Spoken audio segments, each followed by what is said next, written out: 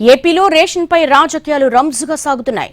గత ప్రభుత్వంలో రేషన్ బియ్యం అక్రమార్కుల పాలైందని ప్రస్తుత ప్రభుత్వం ఆరోపిస్తోంది. ప్రస్తుత మంత్రే మొదటి స్మగ్లర్ అంటూ మాజీ మంత్రులు కౌంటర్లు ఇస్తున్నారు. ఆంధ్రప్రదేశ్లో రేషన్ డోర్ డెలివరీ ఆపేసింది ప్రభుత్వం. రేషన్ సరఫరా చేసిన ఎండియు వాహనాలను తొలగించారు. వాటి స్థానంలో మళ్లీ రేషన్ దుకాణాలను పునరుద్ధరించింది ప్రభుత్వం. ప్రతి నెలలో మొదటి 15 రోజుల పాటు రేషన్ ఇవ్వనుంది. 65 ఏళ్లు పైబడిన వృద్ధులు, దివ్యాంగులకు మాత్రం డోర్ డెలివరీ చేస్తారు.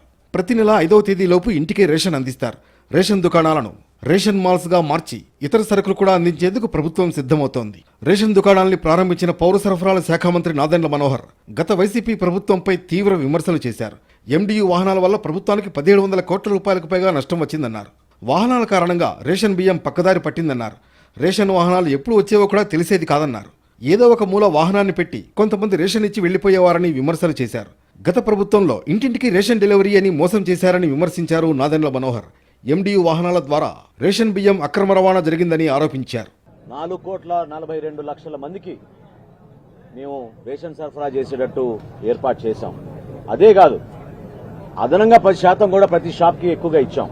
ఎందుకంటే కేంద్ర ప్రభుత్వం అవలంబించబోయే కొత్త పాలసీని మన రాష్ట్రంలో ముందే మనం ప్రవేశపెట్టి ఎక్కడైనా సరే, ఏ షాప్లైనా సరే, ఎవరైనా రేషన్ కార్డుదారులు వారి సరుకును తీసుకోవచ్చు. దాన్ని పోర్టబిలిటీ అంటాం. నేషన్ వైడ్ పోర్టబిలిటీ ఎస్టాబ్లిష్ చేస్తున్నారు. కాబట్టి ముందుగానే మనం మన రాష్ట్రంలో ఈ కార్యక్రమాన్ని అద్భుతంగా ముందుకు తీసుకొచ్చాం. రేషన్ వాహనాలను తొలగించాలనుకోవడం అనాలోచిత నిర్ణయమన్నారు మాజీ మంత్రి బొత్స సత్యనారాయణ. వృద్ధులు, వికలాంగులు ప్రభుత్వ నిర్ణయంతో ఇబ్బంది పడతారని చెప్పారు. మరో మాజీ మంత్రి అంబటి రాంబాబు కూడా తీవ్ర స్థాయిలో విమర్శలు చేశారు. రేషన్ వాహనాల డ్రైవర్లు 70 నెలల కోసం గత ప్రభుత్వంతో ఒప్పందం చేసుకున్నారని తెలిపారు.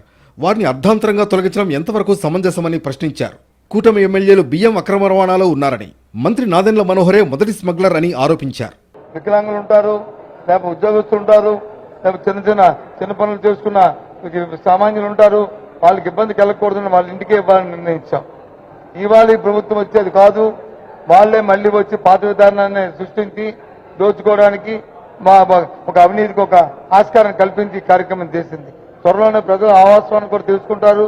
పడుతున్న ఇబ్బందులు తెలుస్తాయి. ప్రభుత్వానికి తగిన బుద్ధిని చెప్తారు. దానికి తగ్గట్టు నాదెండ్ల మనోహర్ గారు ఈ దొంగ బియ్యం వ్యవహారంలో మొదటి స్మగ్లర్ ఎవరైనా ఉన్నారంటే అది నాదెండ్ల మనోహర్.